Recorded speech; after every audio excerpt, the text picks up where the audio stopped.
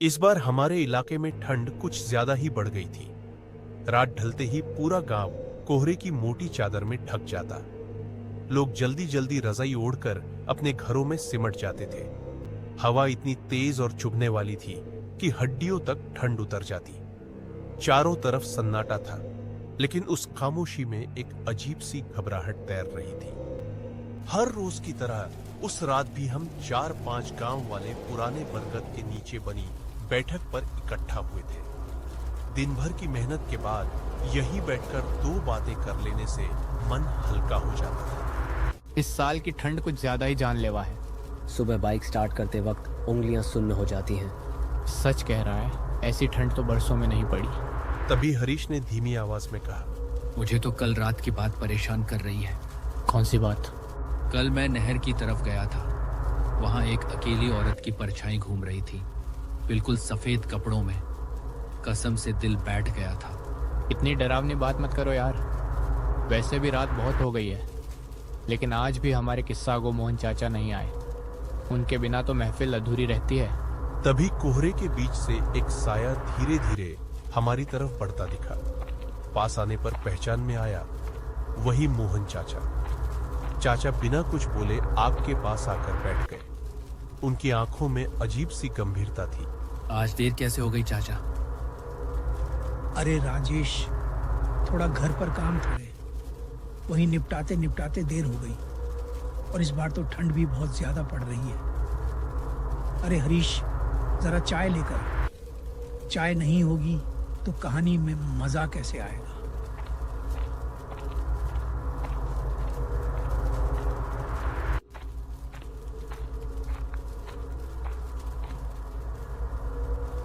आप सही बोलते हो काका।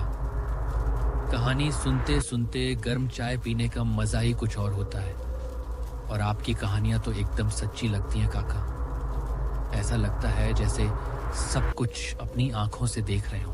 बस कर रे राजेश, तू मेरी इतनी तारीफ मत कर। आज जो कहानी मैं तुम सबको सुनाने वाला हूँ वो कोई आम कहानी नहीं है। ये मेरी आंखों देखी सच्ची घटना है, जो मेरे साथ तब घटी थी जब मैं बस 25 साल का जवान लड़का था। और सुन, ये ऐसी बात है, अगर तुम इसे अकेले सुन लोगे ना तो तुम्हारी रूह तक कांप जाएगी। अरे काका, आप अपनी कहानी सुना भी दीजिए। तो सुनो, ये उस समय की बात है जब मैं करीब 25 साल का नौजवान था। उस रात मैं एक शादी की दावत में गया था। सब कुछ ठीक था, बातें, लोग, रौनक भी। लेकिन जब मैं वहां से वापस लौट रहा था तब तक रात बहुत गहरी हो चुकी थी और पिछले 2-3 दिनों से गर्मी बहुत पडिड्डी अच्छी रही थी। उस दिन भी मौसम कुछ ठीक नहीं था।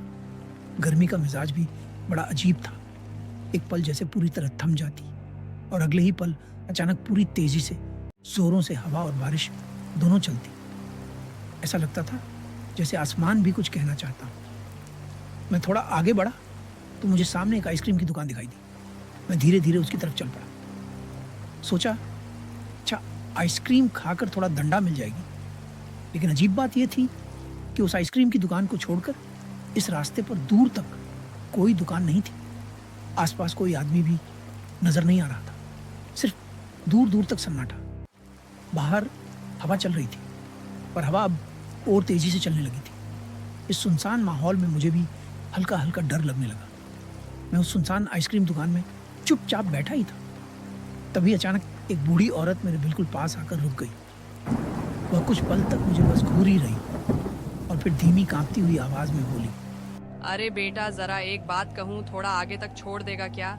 ये रास्ता बहुत सुनसान है, अंधेरा भी घना हो गया है, अकेले जाने से डर लग रहा है। हवा इतनी तेज है कि मुझे आगे दिखाई नहीं देता।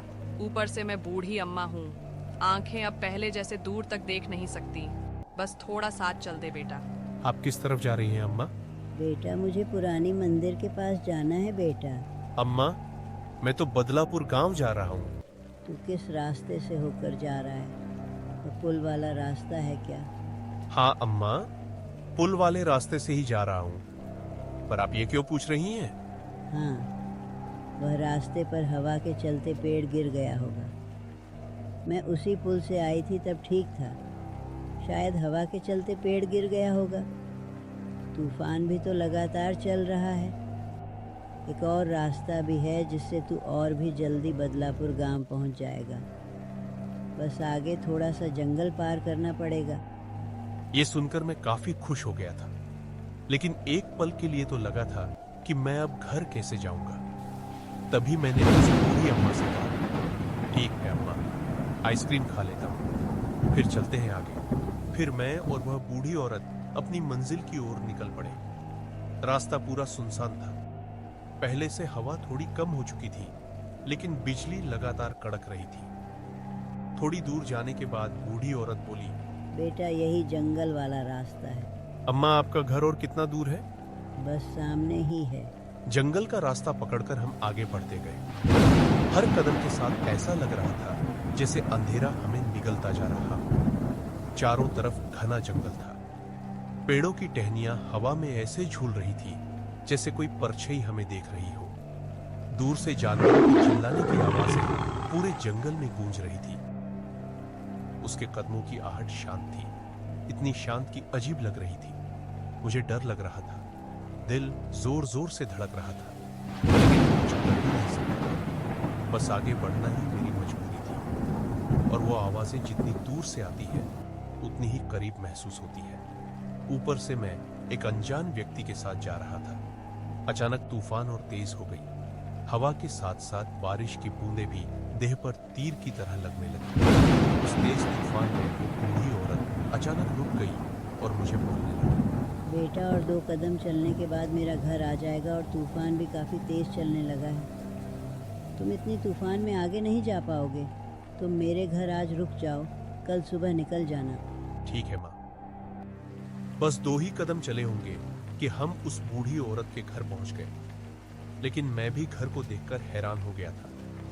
इतने सुनसान जंगल में ये बूढ़ी औरत अकेली रहती है। मुझे विश्वास नहीं हो रहा था। वैसे अम्मा, अभी आप कहाँ से आ रही थी? अरे मैं अपनी बेटों के घर से लौट रही थी। मैं मन ही मन सोचने लगा, कोई बेटा अपनी माँ को इतनी रात को थोड़ी छोड़ सकता है। मुझे इस बात पर बिल्कुल भरोसा नहीं हुआ और हवा रुकने का नाम नहीं लिया। आसमान काली घनी घटाओं से ढका रहा। बारिश भी थोड़ी थोड़ी लगातार गिर रही थी। तभी एक जोरदार बिजली गिरी जिससे सब कुछ शांत हो गया। अचानक कहीं से किसी बच्चे के चिल्लाने की आवाज आई। मुझे ऐसा लगा कोई आसपास से चिल्ला रहा है। लेकिन मैं जब घर आ रहा था तब साफ साफ देखा था कि इस घर के अलावा आसपास कोई एक भी घर नहीं था। फिर यह किसकी चिल्लाने की आवाज थी? अम्मा, घर में और भी कोई है क्या? नहीं बेटा, घर में तो कोई नहीं है। इस पूरे जंगल में मेरा ही अकेला घर है। लेकिन अम्मा, मैंने तो किसी बच्चे के चिल्लाने की आवाज सुनी थी। अरे बेटा, आपका वहम होगा। किसी के चिल्लाने की आवाज़ तो नहीं आई थी।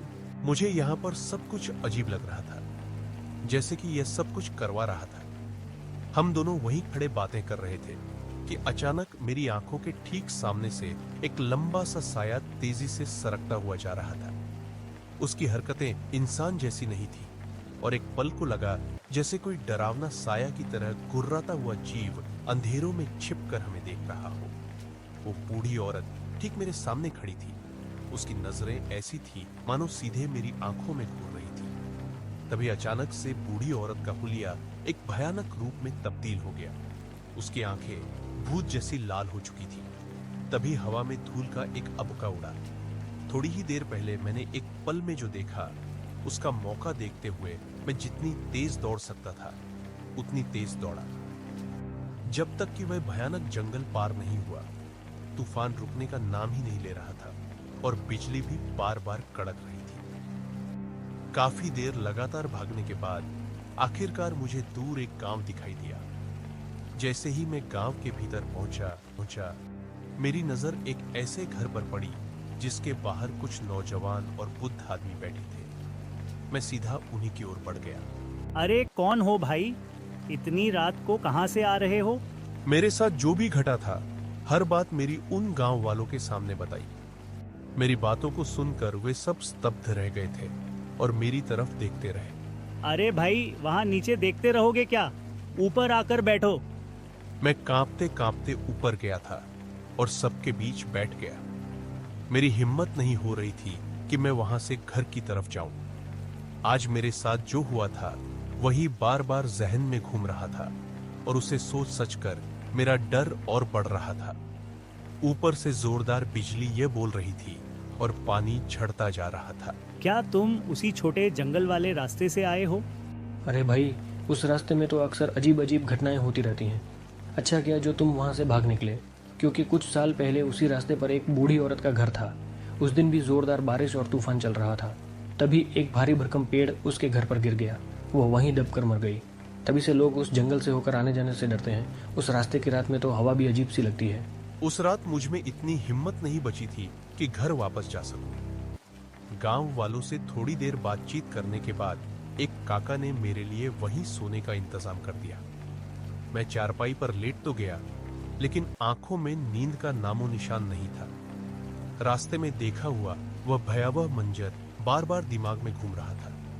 मैं जितना सोने की कोशिश करता, उतना ही डर मेरे भीतर जाग उठता और मुझे पूरी रात जगाए रखता। अगले दिन सूरज की पहली किरण पड़ते ही मैं जल्दी से अपने घर की ओर लौटा। रात का डर अभी भी मन में ताजा था, इसलिए गांव से निकलते वक्त भी मेरे कदम अपने आप तेज हो गए। उस रात के बाद मैंने कसम खा ली थी कि जिंदगी में कभी भी शॉर्टकट नहीं लूंगा। घर जल्दी पहुंचने की जल्दी में जिस जंगल के रास्ते से मैं आया था, वही रास्ता मेरी सबसे बड़ी गलती बन गया। उस खौफनाक अनुभव के बाद मैं जहां भी जाता, पहले रास्ते की पूरी जानकारी लेता, फिर कदम आगे बढ़ाता। काका, आपने जो कहानी सुनाई है ना, अभी भी ऐसा लग रहा है जैसे वो सब मेरी आंखों के सामने ही हो रहा हो। सच कहूं तो डर के मारे मेरे पूरे बदन में सिहरन दौड़ गई और मेरे रोंगटे खड़े हो गए। एक बात हमेशा याद रखना, जिंदगी में अगर कभी किसी सुनसान जगह पर या जंगल के रास्ते में कोई तुम्हें मिले और मदद मांगे, तो बिना सोचे समझे आगे कदम मत बढ़ाना। ऐसी जगहों पर कौन असली है और कौन नहीं, ये समझना आसान नहीं होता।